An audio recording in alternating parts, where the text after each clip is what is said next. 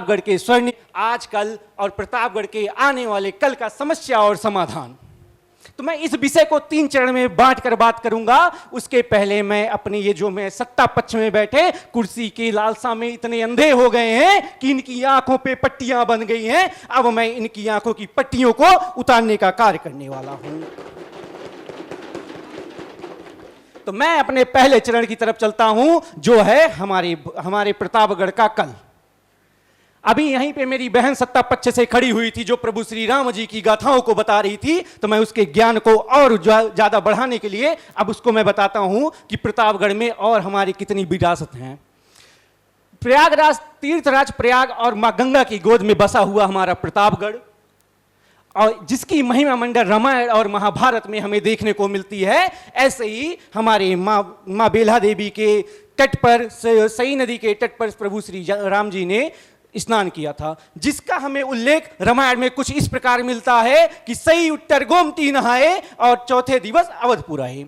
ये तो मेरी बहन ने भी बोला था। अब साथ ही साथ मैं आपको और बताऊं कि यहीं से कुछ चंद दूरी पे है अजगरा रानीगंज। जब वहां जाएंगे यक्ष युधिष्ठिर संवाद स्थली है, और साथ ही साथ जिसका हमें उल्लेख महाभारत में मिलता है। हम यहीं से लालगंज जाएंगे, जहां पे घुषणनाथ है। वहां पे भगवान श्री शिव जी खुद विराजमान हुए थे, कुछ दिन रहे थे। अब मैं ये पूछना चाहता हूं, ये जो हमारी विरासत है, श्री राम जी की वजह से अयोध्या और चित्रकूट विश्व में विराजमान है, अपनी ख्यातियां प्राप्त कर रहा है। सत्ता पक्ष में मैं अपने बैठे साथियों से पूछना चाहता हूं, क्या श्री राम जी की वजह से हमारे प्रतापगढ़ को ख्याति नहीं मिल सकती थी? साथ ही साथ मैं आगे चलना चाहूंगा। जब हम स्वतंत्रता की बात करेंगे तो ऐसे महान स्वतंत्रता संग्राम सेनानी और महान क्रांतिकारी बाबू श्री गुलाब सिंह जी, जिन्होंने जब अंग्रेजी ब्रिटिश सेना प्रयागराज से लखनऊ की तरफ कूच करने लगी, तो वो अकेले ब्रिटिश सेना से लोहा लिए, और साथ ही साथ वो खुद घायल हो गए। 3 दिन के को लखनऊ जाने से रोक दिया। क्या मैं अपने सत्ता पक्ष में बैठे साथियों से पूछना चाहता हूं, क्या ऐसे वीर क्रांतिकारी का समाधि स्थल है? यहां पे युवा जो हमारे साथी बैठे हुए हैं, क्या उनको ये बाबू श्री गुलाब सिंह जी के बारे में पता था? अब मैं साहित्य के क्षेत्र में चलूं, जो विश्व में हमारे ऐसे ऐसे भारत के लाल हुए हैं, जो विश्व में अपनी लेखनी से पूरे विश्व को प्रसिद्ध किए हैं। तो मैं ऐसे ही बात कर रहा हूं रीति काल के प्रसिद्ध कवि भिखारी प्रसाद जी की, हरिवंश राय बच्चन जी की बात कर रहा हूं, जिन्होंने अपनी लेखनी से पूरे भारत को गौरवान्वित किया है। और साथ ही साथ मैं अपने सत्ता पक्ष वाले साथियों से पूछना चाह रहा हूं, ऐसे प्रतापगढ़ के लाल के लिए, उनके सम्मान के लिए इन्होंने क्या कार्य किया है? इसी के साथ मैं अपने दूसरे चरण पर चलता हूं, जो है आज का प्रतापगढ़। यहां पे हमारे सत्ता पक्ष में बैठे मेरे साथी बता रहे थे, प्रयागराज की एक बेटी शक्ति दुबे जी, जिन्होंने सिविल सर्विसेज में प्रथम स्थान जो है प्राप्त किया। तो मैं अभी आपको बता दूं, आज के 3 दिन पहले, ये बताते हुए मुझे दुख हो रहा है, मेरा हृदय द्रवित है कि आज के 3 दिन पहले 4 साल की बच्ची के साथ दुष्कर्म किया जाता है कुंडा में। आज के चंद महीनों पहले जिस बच्ची की शादी होने वाली थी, 20 दिन में उसकी शादी होने वाली थी, कुछ चंद दरिंदों के द्वारा मौत के घाट उतारा जाता है। क्या यह है हमारा आज का प्रतापगढ़? इसी प्रतापगढ़ से 60 से 8 मंत्री जो राज्यसभा और केंद्र सभा में जाके प्रतापगढ़ का प्रतिनिधित्व किया। तो मैं साथ ही साथ अपने सत्ता पक्ष के साथियों से पूछना चाहता हूं, जो 7 मंत्री केंद्र और राज्य में जाके प्रतापगढ़ का प्रतिनिधित्व किया, क्या आज हमारे प्रतापगढ़ में 7 फ्लाईओवर हैं,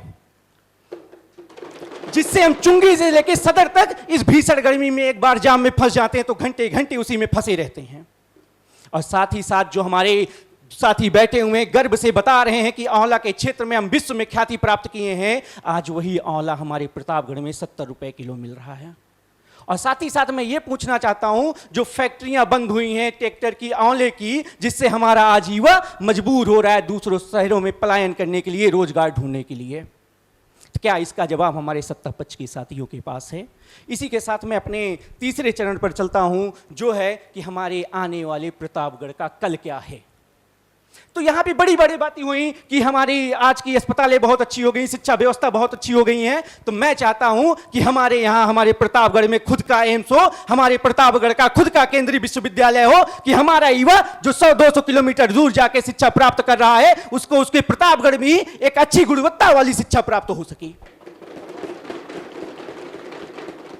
साथ ही साथ मैं ऐसा अपना प्रतापगढ़ चाहता हूं जहां पे जो फैक्ट्रियां बंद हुई हैं वह पुनः चालू हो और नई फैक्ट्रियों को भी लगाया जाए, जिससे हमारा जो युवा दूसरे शहरों में पलायन कर रहा है उसको खुद ही प्रतापगढ़ में रोजगार मिले, वो अपने प्रतापगढ़ के लिए कार्य करें। और साथ ही साथ हमें एक ऐसा प्रतिनिधित्व चाहिए प्रतापगढ़ से जो लोकसभा में जाके प्रतापगढ़ की जमीनी स्तर की बात को करे और साथ ही साथ सरकार की सारी योजनाओं को प्रतापगढ़ में लाए और उसके साथ उसको जमीनी स्तर पर मजबूती से कार्य करे, जिससे हम इसके साथ अपने प्रतापगढ़ को और आगे ले जा सकें। माननीय सदस्य समय का विशेष ध्यान दें। चंद पंक्ति श्रद्धेय अटल बिहारी वाजपेयी जी की चंद पंक्तियों के साथ अपने सत्ता पक्ष को छोड़े जाता हूं। कृपया उस पे एक बार विचार जरूर करिएगा कि बाधाएं आती हैं आए घिरे पले की घोर घटाएं, पांवों के नीचे अंगारे सिर पर बरसे यदि ज्वालाएं, तो निज हाथों से हंसते हंसते आग लगाकर चलना होगा, कदम मिला के चलना होगा, कदम मिला के चलना होगा। बहुत बहुत धन्यवाद। भारत माता की जय, भारत माता की जय।